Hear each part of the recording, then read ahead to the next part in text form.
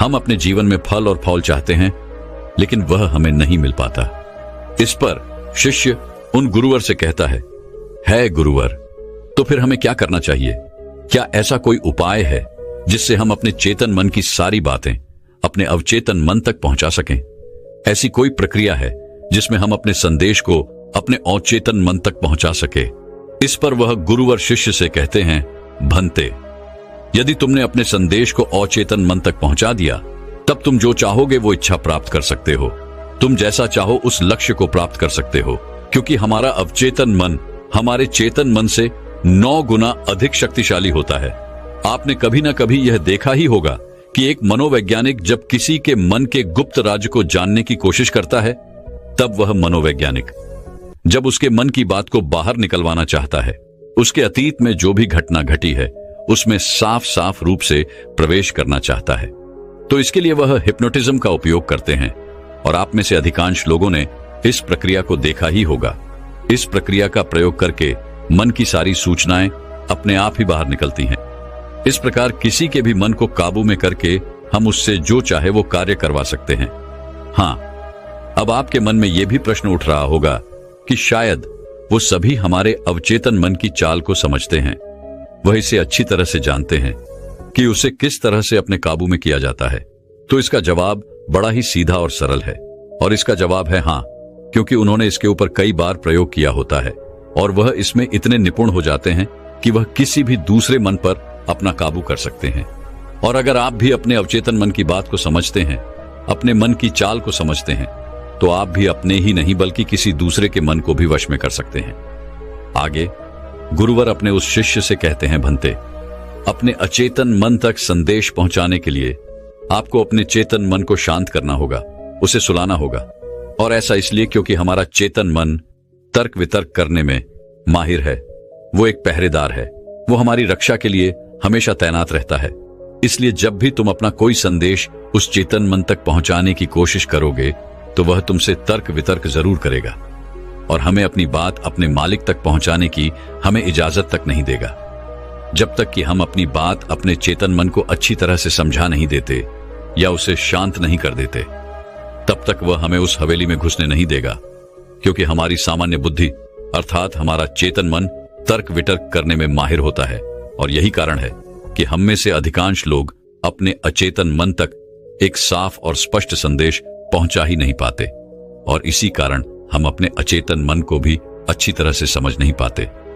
और हमारा अचेतन मन तर्क वितर्क नहीं करता, उसे तो केवल साफ और स्पष्ट संदेश चाहिए जिस पर वह कार्य कर सके।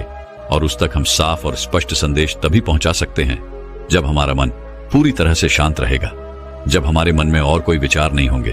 और यही कारण है कि जब एक मनोवैज्ञानिक किसी के मन पर प्रयोग करता है, उसके मन को काबू करने की कोशिश करता है, उससे मनचाही बात निकलवाने की कोशिश करता है, तो सबसे पहले वह उसके चेतन मन को ही सुनाता है। आपने कहीं ना कहीं ये तो देखा ही होगा कि उनके सामने एक पेंडुलम जैसी चीज उनकी आंखों के सामने रख दी जाती है और उसे घुमाया जाता है, जिसे लगातार देखने के बाद वो व्यक्ति पूरी तरह से निद्रा में चला जाता है। और इस कारण उसका चेतन मन पूरी तरह से शांत हो जाता है। और जब उसका पहरेदार पूरी तरह से सो जाता है और उसके पास तर्क वितर्क करने के लिए कोई नहीं बचता, तब वह वैज्ञानिक आसानी से उस हवेली में जाता है और उस मालिक से जी भर के बातें करता है। जो बातें वह चाहता है वह बातें वह उससे निकलवा देता है। तिबेट के एक महान दार्शनिक ने कहा था कि अगर बात समझ में आ जाए तो आपका जीवन परिवर्तित हो जाता है। लेकिन उन्होंने वह बात उस समय के लोगों के लिए कही थी, क्योंकि उस समय तिबेट और बाकी दुनिया के लोग बहुत सरल हुआ करते थे। उनका मन बहुत साफ हुआ करता था और उनको जो भी बातें बताई जाती थी वह उन बातों को बड़ी शांतिपूर्वक सुनते और समझते थे। उस समय कोई भी तर्क वितर्क नहीं करता था, और जब कोई व्यक्ति तर्क वितर्क करने में माहिर होता था तो वह उसे तर्क वितर्क करने देते और शांति से केवल उसकी बातें सुनते। जब तक कि व्यक्ति तर्क अभितर्क वितर्क करके थक न जाए तो वह गुरु के पास वापस आता है और उनसे कहता है गुरुवर, मैं अब तर्क वितर्क करके थक चुका हूं, लेकिन उससे मुझे कुछ भी हासिल नहीं हुआ। कृपया करके अपना कोई मार्ग बताइए। आप मुझे अपने तरीके से समझाए, अब मैं उसमें कोई भी अवरोध उत्पन्न नहीं करूंगा। ठीक इसी प्रकार से हमारी बुद्धि भी काम करती है। जब हमारा मस्तिष्क तर्क वितर्क करके थक जाता है तब उसे इस बात का एहसास होता है कि तर्क वितर्क करके उसे कुछ भी हासिल नहीं होने वाला और उस समय तक उसे कुछ भी समझ में नहीं आएगा। दोस्तों, महात्मा बुद्ध अपनी बातों को 3 बार दोहराया करते थे और यदि कोई बात आपसे 3 बार कही जाए तो क्या आप उस बात को सुन पाएंगे? मान लीजिए आप किसी चिकित्सक के पास जाते हैं और वह चिकित्सक आपसे 1 बार कहता है कि आप ठीक हैं, आपको कुछ नहीं हुआ, तो ये बात आप सुन लेते हैं और आपको यह बात समझ में आ जाती है कि मैं ठीक हूं और मुझे कुछ भी नहीं हुआ। लेकिन अगर वही चिकित्सक आपसे बार बार वही बात कहे, बार बार वह वही बात दोहराए, तो क्या आपको क्रोध नहीं आएगा? आप यही कहेंगे कि हां, मुझे वह बात समझ में आ चुकी है। आप बार बार एक ही बात क्यों दोहरा रहे हैं? मैं समझ चुका हूं कि मैं बीमार नहीं हूं और मुझे कुछ नहीं हुआ, तो इसको बार बार दोहराने से क्या फायदा? लेकिन वास्तविकता तो यह है कि जब हम किसी बात को बार बार दोहराते हैं तो उससे हमारा चेतन मन ऊब जाता है और बार बार उस बात को सुनने से हमारा चेतन मन उस बात पर ध्यान नहीं देता। और यही वह वक्त होता है जब हमारी बात हमारे अवचेतन मन तक पहुंचती है। और जब आपकी बात आपके अवचेतन मन तक पहुंच जाए तो यकीन मानिए कि तब कुछ भी संभव है। फिर चाहे आप कोई अपने जीवन में बड़ा लक्ष्य प्राप्त करना चाहते हो या फिर अपना स्वास्थ्य सुधारना चाहते हो, सब कुछ संभव हो जाएगा। दोस्तों, आपने कभी ना कभी यह किस्सा तो सुना ही होगा।